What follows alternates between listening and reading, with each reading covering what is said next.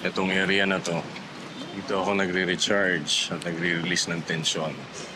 Dahil sa pagpapatakbo ko dun sa law firm. Nung bata pa ako, palagi akong dinadala ng papa ko dito. Dahil naniniwala siya dun sa kasabihang train them young by starting them early. Iisang pamilya tayo dito. And we protect our own. That's why each and everyone should do the same for the firm and for this family. Oh, sila nga pala ang mga magulang ko. Si Don Julio, si Doña Lilia Balmores. Sila rin ang dahilan kung bakit ako nagsumikap na kumuha ng abogasiya. At sila rin ang dahilan kung bakit nandito ako sa kinalalagyan ko ngayon. Alam mo, attorney, habang buhay kong dadalhin sa puso ko yung pagmamahal na pinakita nila sa akin.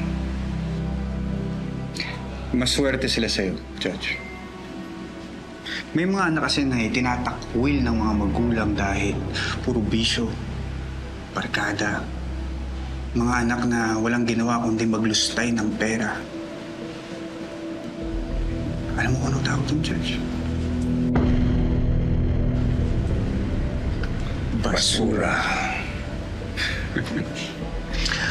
Alam mo, tama yung sinabi mo, attorney. Yung mga ganyang klaseng anak talaga. Mga walang ginawa kundi lasunin ang isipan ng kanilang mga magulang. Walang ibang ginawa kundi ipamigay sa iba yung kayamanang ipinundar ng mga magulang nila.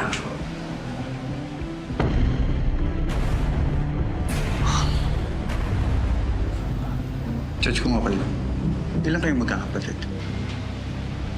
Well, katulad mo, attorney, nag-iisang anak lang din ako. Pero,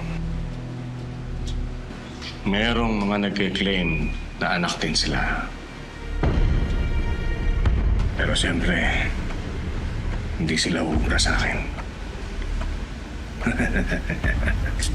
Sigurado ako na sa kulungan na sila. Nakabawan na sila sa lupa. No.